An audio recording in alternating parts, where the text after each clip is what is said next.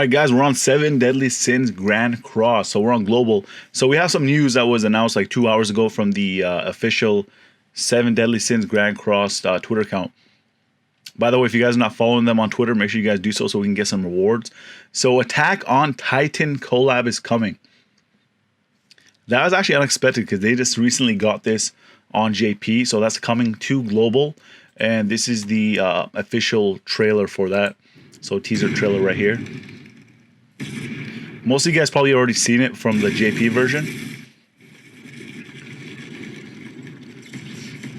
And of course there's going to be a new co-op raid right here, which is the Titan. And I want to be honest with you guys, I actually probably watched like one episode of Attack on Titan, so I don't really know much about the show. Other than it's very dark. But these characters look really cool.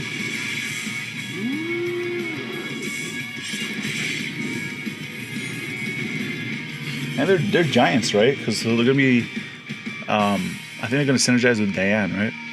So maybe that's the reason why they released Green Diane, or maybe it's just coincidence.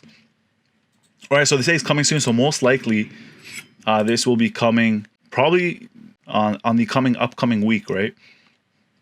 So they have a special event, so Collab Celebration special social media event on their Twitter page.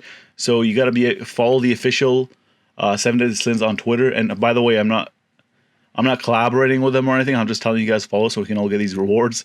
And you got to retweet the Attack on Titan collab video at the top, and you're done. So that's all you got to do. So if you get 10,000 retweets, we get 10 diamonds for everybody.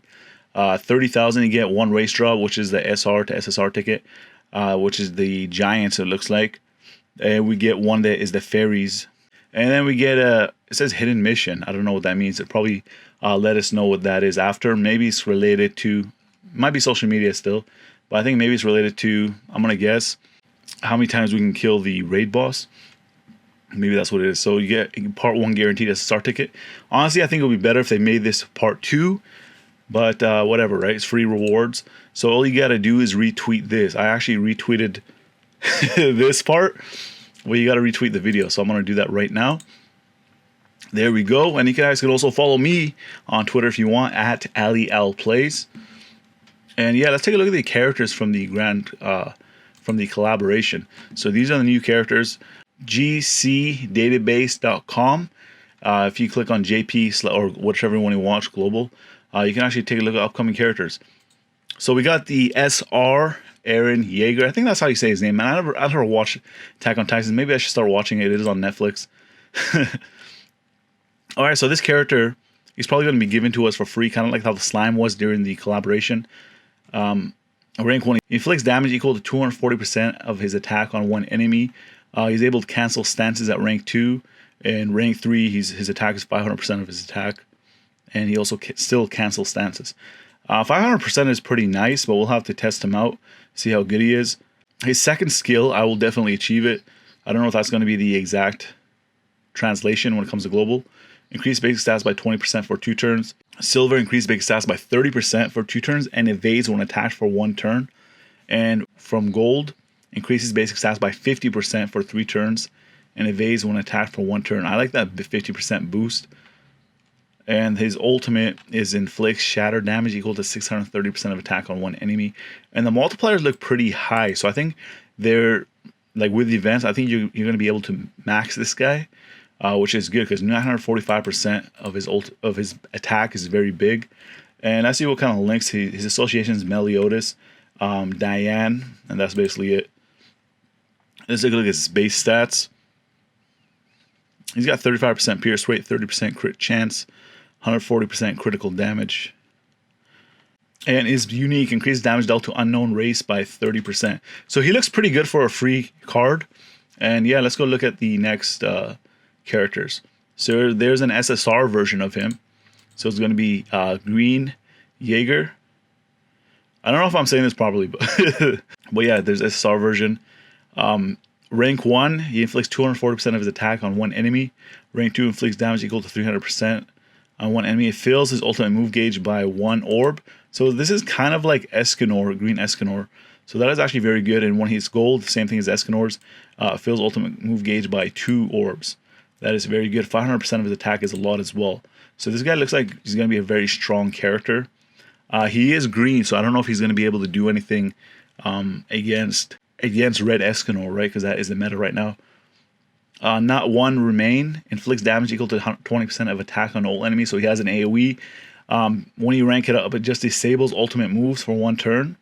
That's actually crazy. But again, I don't know if that's going to do anything against Red Escanor because of how people run him with Arthur, right? And if you get to gold rank, it disables ultimate moves for 2 turns. Ultimate attack. Transform into Titan form. That is crazy. And then increases attack related stats, defense related stats, and HP related stats by 10% for 5 turns. Decreases enemies' attack related stats by 30% for 1 turn.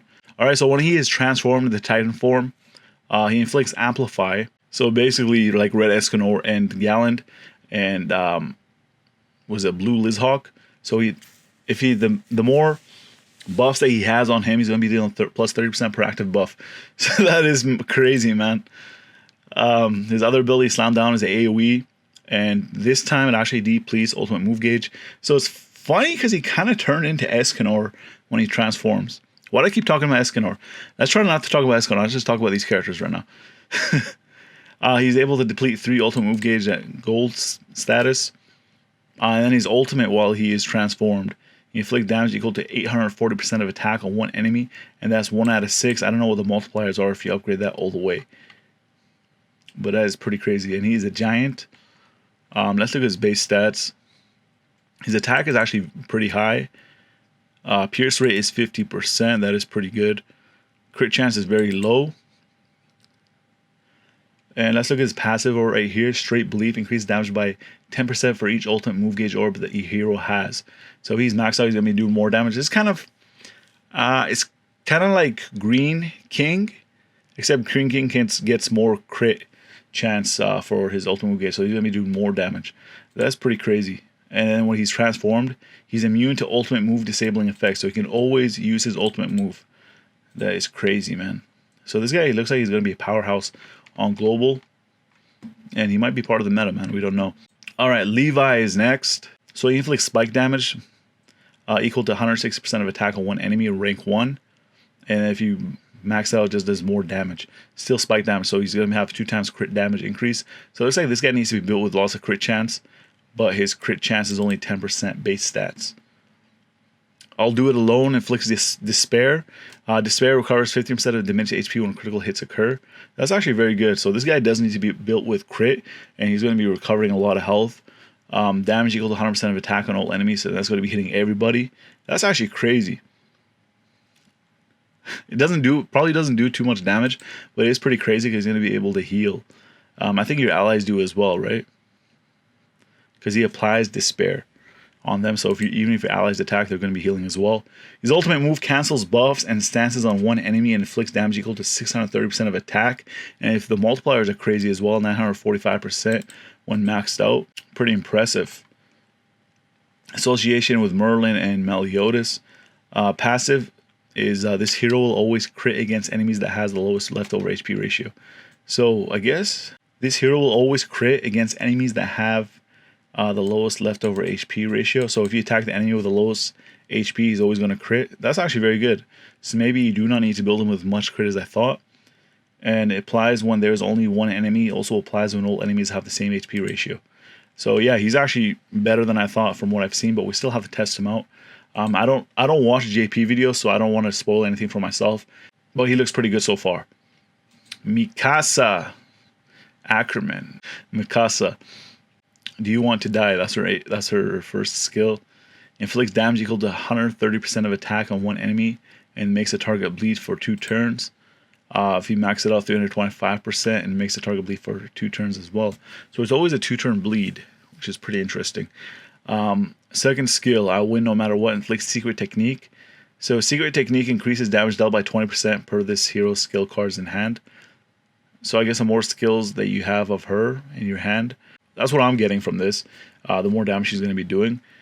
And it's equal to 80% of attack on all enemies, 200% when fully maxed out. She doesn't seem very good so far. She kind of reminds me, I don't know, man. She kind of reminds me of Jericho. I mean, she might be a good unit in PvE, but I don't see her in PvP being good in PvP. Ultimate increases the hero's basic stats by 50% for 3 turns, and inflicts 420% of attack on one enemy, 630% when maxed out. If you got 6 out of 6. Elizabeth and Meliodas are her association. Crit chance is 25%. So her base stats look kind of low.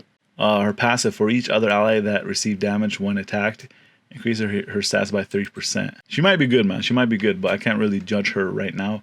Coming off first impression, I feel like she's the worst one out of them, but maybe she might be better than the other ones, right? Obviously, this is the guy that you want to get when it goes live, right? All right, so that's going to be it for the video. You guys can expect the Attack on Titan collab to come out pretty soon. And make sure you guys go on social media, go on Twitter, and make sure you guys retweet that video so we can all get the rewards.